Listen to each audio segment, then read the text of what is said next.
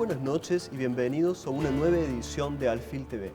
Edición que nos va a encontrar por un momento alejándonos del vértigo permanente con el que se desenvuelven el Poder Legislativo y el Poder Ejecutivo, las acciones de gobierno y la política partidaria, para poner por un sábado el foco en el Poder Judicial, este tercer pie del Estado del que consideramos, si no se hace una visión, si no se intenta una visión del Poder Judicial, no puede lograrse una visión integral del Estado.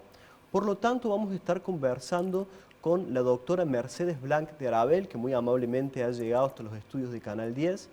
La doctora Blanc de Arabel es vocal del Tribunal Superior de Justicia, es directora de la Escuela de Capacitación Judicial Ricardo Núñez y dirige también la Oficina de la Mujer, que se encuentra también en el marco de la Escuela Judicial. Pasamos a saludarla, doctora. Muy buenas noches. ¿Cómo se encuentra? Muy buenas noches. Bueno, Bien, Felipe, muy amable de invitarme. Por favor, le agradecemos muchísimo su presencia en el canal y nos gustaría empezar con algo que hemos mencionado en esta introducción. Sabemos que usted dirige la Oficina de la Mujer. Nos gustaría que usted nos cuente qué iniciativas se llevan a cabo desde ahí para la implementación de la Ley Micaela, que para quienes nos escuchen y no estén interiorizados en el tema, les contamos que es una ley que se ha sancionado para hacer obligatoria la capacitación en materia de género y violencia de género de todos los funcionarios y empleados de los tres poderes del Estado. Mire, Felipe, la Oficina de la Mujer en estos días está cumpliendo 10 años en el Poder Judicial. Fue una iniciativa de las dos ministras de la Corte Suprema de Justicia de la Nación, Elena Highton y... me olvidé el nombre, bueno, ya se los digo, que con mucha visión pensaron que era necesario establecer políticas públicas que atendieran la problemática de las mujeres. Esa oficina en aquel entonces nació con objetivos adintra del Poder Judicial, como era garantizar a las mujeres, a las trabajadoras judiciales, facilidades para encontrarse en igualdad de condiciones con los varones para la movilidad interna dentro del Poder Judicial y para la protección de la maternidad. Luego, tanto con los organismos internacionales como las recomendaciones de los foros judiciales, advierten en la necesidad de establecer políticas públicas para la protección de la mujer. Para establecer perspectivas de género en todos los ámbitos de la sociedad, dadas las diferencias y discriminaciones, aunque sean solapadas, que viven las mujeres aún hoy en los contextos sociales. Ante el estallido de situaciones de violencia extrema, seguida de muerte, de mujeres jóvenes en distintos ámbitos y el clamor social. Recuerdo que estalló de forma inusitada con Ni Una Menos. Los organismos públicos consideraron adecuado dictar una ley que se llama Ley Micaela por la conmoción que causó el caso Micaela en la sociedad, un caso tristísimo, y en esa ley se establece, precisamente como acabas de referenciar, la obligación de todos los organismos públicos, nacionales y provinciales, de capacitar a los integrantes en todos sus niveles en la perspectiva de género y de violencia familiar.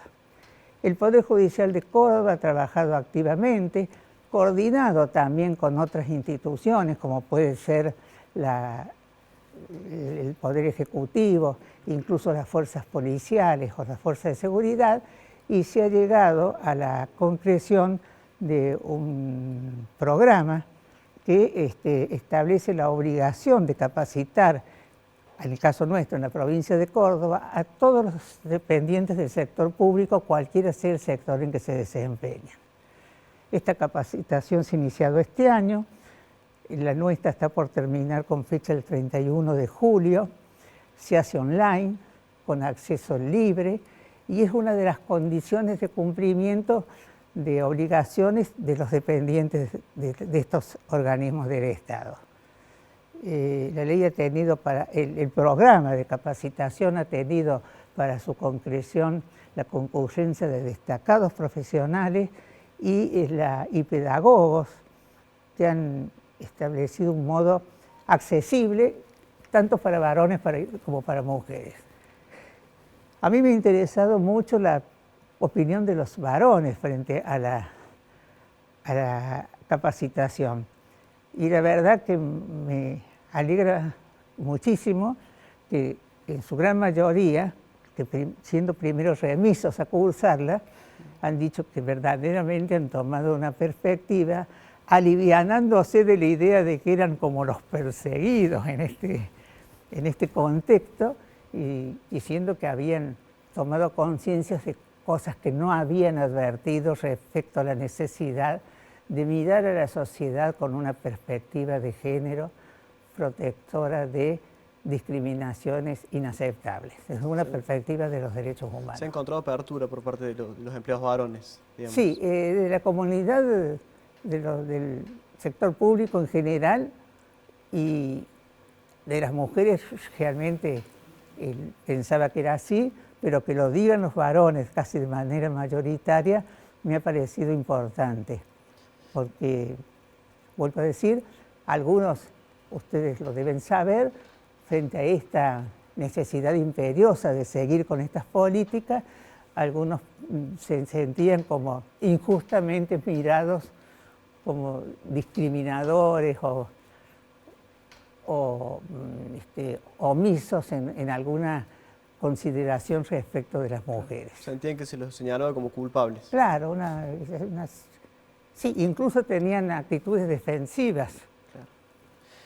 Doctora, vamos a ir a una brevísima pausa porque ya se nos terminó el primer bloque, pero vamos a volver en breve y vamos a continuar con algunas preguntas que van a ser de interés no solo de la sociedad en su conjunto, sino también particularmente de los empleados del Poder Judicial y de los litigantes, que tienen muchas inquietudes que se han hecho escuchar y que nosotros vamos a intentar buscarles respuestas con ayuda de la doctora. Enseguida volvemos.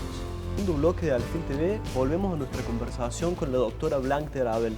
Doctora, nos gustaría preguntarle por el escenario que se ha encontrado el Poder Judicial con luego de esta flexibilización de la pandemia. ¿Hay tribunales abarrotados? ¿Cuán grave es la situación? ¿Cuán manejable es la situación de la morosidad que puede llegar a existir en los juzgados? Hay dos perspectivas. Por cierto que la pandemia y su acuartelamiento, encerramiento en la fase 1 tan estricto, nos sorprendió a todos. Era una medida que en verdad inusitada y creo que no conocida por lo menos en varias generaciones, que sin precedentes. Luego el Tribunal Superior tomó inmediata conciencia de las recomendaciones que por medio del COE le hacían a cada uno de los organismos oficiales. Adoptamos rápidamente las medidas necesarias para, en primer momento, decretar un receso, una actividad extraordinaria. Nunca estuvo cerrado tribunales. Siempre las cuestiones urgentes se atendieron con una mesa de atención de trámites urgentes o bien online haciéndolas presentes. Pero sí no hubo presencialidad de los empleados, salvo los magistrados y funcionarios que estuvieran de turno. Eso duró unos 15 días. El Poder Judicial, estoy orgullosa de decirlo, ha trabajado con mucha conciencia en estos temas, ha readecuado sus edificios, ha cumplido los protocolos de COE que los ha exigido en cada uno de incluso los distintos espacios del mismo edificio, y cuando ha comenzado la semipresencialidad, hemos privilegiado el teletrabajo o el trabajo en los domicilios cuando es posible. Así que la presencialidad que se ha ido incorporando al Poder Judicial ha ido abarcando en los primeros momentos solo al 33% de la población de trabajadores judiciales. Doctora, permítame interrumpirla. Me menciona que se ha dado importancia al teletrabajo. En algunos fueros, como en el fuero penal, se ha utilizado mucho las teleconferencias como medio para llevar adelante el proceso penal y ir realizando todas las audiencias. ¿Por qué no puede ser implementado esta misma modalidad o si hay planes de que sea implementado esta misma modalidad en otros fueros? Bueno, en el fuero laboral se hizo desde el principio. En ningún momento se dejaron de tomar las audiencias en el fuero laboral y siempre con videoconferencias, con teletrabajo. Un grupo de asistencia para ese tipo de actividad ha concurrido a tribunales. Hace poco, en el famoso caso policial de Nueva Córdoba, complejo, la audiencia se ha llevado a cabo y finalizado con un sistema, diríamos, mixto. Las personas que estaban sometidas a juicio desde el establecimiento penitenciario de Bower con sus defensores, el fiscal desde una oficina anexa donde podían estar, pero la particularidad del caso es que existía el jurado popular. En ese caso los jueces seleccionados para integrar ese juzgado y la Cámara misma funcionó desde tribunales, porque por unidades de función. Y no hubo ningún problema. Es decir... ¿En el fuero civil se podría implementar esto? Y en el fuero civil no hay juicios orales por ahora. Bueno, pero hay algunas instancias que sí son orales, ¿verdad? Algunas audiencias que se tienen que tomar de manera presencial, que podrían tomarse... El fuero civil también ha trabajado, sobre todo de manera remota, se ha trabajado mucho más en esos primeros periodos de restricción que los que se hace en la feria judicial con los tribunales de feria.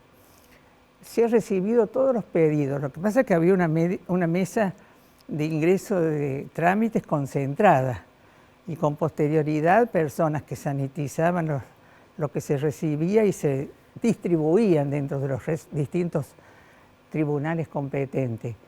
El desafío del Poder Judicial desde un día para otro ha sido cumplido y esto vale decir porque el Poder Judicial ya estaba en camino hacia la digitalización y tenía medios suficientes como para ir ingresando en esa etapa de digitalización. Si lo necesitamos algún empujón, ya fue dado. Hay que destacar mucho la actividad de la Dirección de Informática y de las personas que trabajan sobre los programas informáticos porque día a día han ido mejorando y facilitando, yo diría que a extremo, la situación de los litigantes. El problema con los abogados, por supuesto que ellos tienen ese medio de vida, que es el ejercicio de su profesión, pero sustancialmente tienen la obligación de la defensa de los derechos de sus representados. Entonces, la presencialidad que se requería en aquel momento es típica de las situaciones de incertidumbre, hasta tanto los diálogos que siempre estuvieron abiertos lograran comprender que entre los intereses en juego, que eran la salud de las personas, comprobado que hasta este momento que la distancia social es casi la única defensa que se tiene para la contención de la pandemia, se canalizaran de manera adecuada. Han trabajado colaborando el Colegio de Abogados y los colegios de abogados y el Poder Judicial también, y me parece que estamos en un camino de comprensión y de adaptación, porque en verdad, como todos dicen, esta es la nueva normalidad. Hay que adaptarse. Vamos a ir, doctora, al último corte del programa y enseguida vamos a abordar algunos asuntos que son de especial interés para el Sindicato de Empleados Judiciales. Enseguida volvemos. Seguimos con el último bloque de Alfil TV, vamos a intentar aprovechar el tiempo que nos queda. Doctora, queremos preguntarle, hay dos planteos de larga data que hace el Sindicato de Empleados Judiciales. En uno de ellos señalan que hay un reparto inequitativo de los recursos judiciales, ya que la mayor parte se la llevan en los funcionarios que, sin embargo, representan la menor cantidad de operadores judiciales que se desempeñan en el Poder Judicial. Y otro de los reclamos que también viene de hace mucho es que no hay para los empleados judiciales un convenio colectivo o un estatuto que regule la actividad y que plantee espacios de negociación con el Tribunal Superior de Justicia. ¿Qué respuesta se podría dar a estos planteos que se hacen desde el Sindicato de Empleados Judiciales? Convenio colectivo, el gremio que yo recuerde sí hace un planteo cada vez, pero la verdad que ellos marchan acompasados también con la Federación de Trabajadores Judiciales en el país y bueno, van teniendo sus políticas. De todas maneras hay un reglamento del Tribunal Superior que se va actualizando y se van incorporando distintas beneficios. Se acuerdan que es el reglamento interno de los trabajadores y trabajadoras del Poder Judicial, de la provincia de Córdoba. Los reclamos tienen dos andariveles. La Asociación Gremial del Poder Judicial se caracteriza por ser una asociación militante sobre los derechos humanos fundamentales. Y esa política a ellos los lleva a tener iniciativas, bien sea culturales, bien sea concretas en relación a los trabajadores, vigilancia sobre las igualdades de trato, las inequidades, que llevan a un foro que está en este momento por parte del Tribunal Superior, dirigido en principio por un asesor en relaciones laborales que el Tribunal Superior tiene, pero también interviene el administrador general y cuando ha sido necesario yo he estado directamente trabajando con ellos meses enteros para salir de algunas situaciones difíciles. Yo creo que siempre hay mucho para mejorar, siempre hay diálogos. En general, cuando los diálogos se interrumpen es porque la situación económica no encuentra solución. Ustedes recuerden que el Poder Judicial no tiene un presupuesto autónomo. Depende de las aprobaciones del Ministerio de Economía y Finanzas de la provincia, y la cual, por regla general, intenta que las soluciones económicas sean iguales en todos los ámbitos de la provincia. Y en otro orden, la asociación gremial tiene una cuestión de escalafonamiento. Ellos en algún momento tuvieron la porcentualidad, es decir, tenían 100% de lo que ganaba un cargo de referencia. Y no recuerdo en qué crisis, de estas crisis que vivimos siempre los cordobeses, al menos casi a cada 7 u 8 años, ese beneficio se fue flexibilizando, no digo abandonando. Entonces se cambió ese concepto por el de proporcionalidad. Es decir, se le asignaba a cada cargo una proporción de un cargo de referencia. En aquel momento la discusión era cuál era el cargo de referencia. Y bueno, hasta ahora se va trabajando sobre esos aspectos, pero es por cierto que en situaciones de crisis como la presente, esta cuestión salarial pasa a ser la primera cuestión. Doctora, le llevo a otra cuestión salarial, porque ese es un planteamiento que se hace desde el Sindicato de los Empleados Judiciales. Hay otro que se hace desde el Colegio de Abogados, porque recientemente una resolución de la administración del TCJ ha determinado que disminuya el valor del JUS. El JUS es la unidad de medida que se utiliza para fijar los honorarios de los abogados. Lo explico para aquellos que nos están mirando en este momento. Y ellos plantean que en el código arancelario, no sé si digo bien, Sí, está planteado que se puede aumentar el valor del JUS en relación a lo que gana un camarista, pero que no está planteado que se pueda disminuir ese valor. ¿Cómo lo ven ustedes a ese eso asunto? todavía no lo hemos resuelto, así que cuando conozca la respuesta del Pleno, te lo voy a poder transmitir. ¿Qué ha sucedido? Suceden los ajustes que se van produciendo con motivo de esta crisis y, bueno, el cargo de referencia, que era el de vocal de Cámara, ellos piensan que deben computarse ingresar otros ítems que integran ese cargo, que en el momento en que se fijó no era necesario distinguir. De todas maneras, la política remunerativa de los poderes judiciales están prácticamente uniformadas en todas las provincias del país a través de un organismo que es la Junta Federal de Cortes y Superiores Tribunales de Justicia de la Argentina, donde estamos representados todas las provincias y que toman de referencia, por lo general, el sueldo de la Corte Suprema de Justicia de la Nación, con algunos, por supuesto, porcentajes a la baja, pero en algunas provincias están demasiado a la baja, no están cumpliendo ese compromiso, y en otras provincias han alcanzado el 100% de esa retribución. Todo esto no es una corporación de jueces defendiendo sus retribuciones.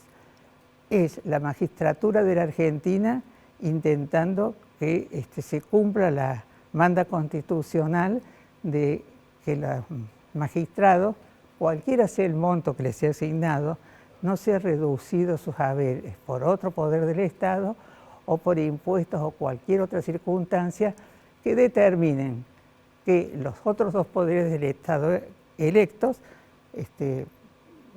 ejerzan presiones económicas o definiciones económicas sobre los tribunales superiores. Entonces funciona este modo de determinación de haberes en un contexto institucional, no gremial, digamos, y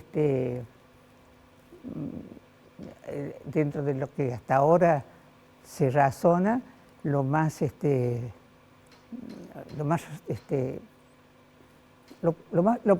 posible dentro de los contextos. En esto también tiene mucha influencia la opinión pública.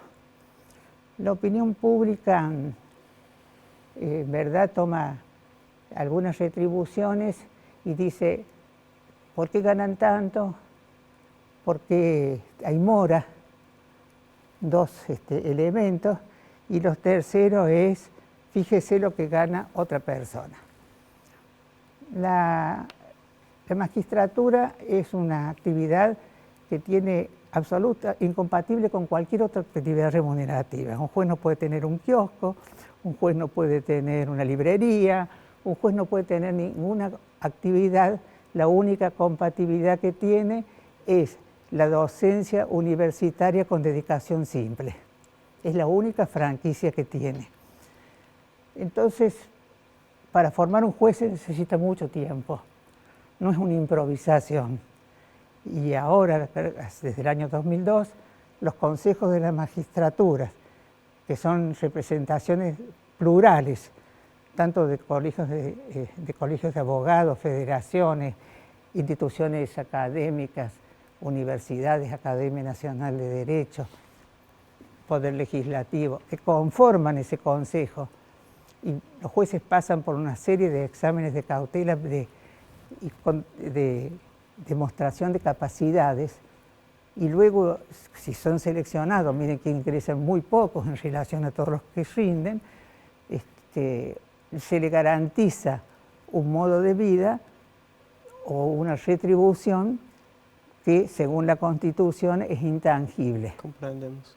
Doctora, Esos son los parece- mecanismos Sí. Oficiales. Entendemos. Es- Si nos acabó el tiempo, lamentablemente pasó muy rápido el programa, pero le agradecemos de nuevo muchísimo su presencia en No, Canal al 10. contrario, y siempre la Y- oportunidad de explicar de manera sencilla que a pesar de las legítimas explicaciones que solicita la sociedad, muchas veces estos relojitos que van funcionando para que todos controlen la legitimidad de los actos en los poderes judiciales, es importante que se expresen. Bueno, le agradecemos muchísimo de nuevo su Gracias presencia a en ustedes Alfil por TV. invitarme, es muy amable. Nosotros nos encontramos el próximo sábado, como cada sábado, en la pantalla de Canal 10. Hasta luego.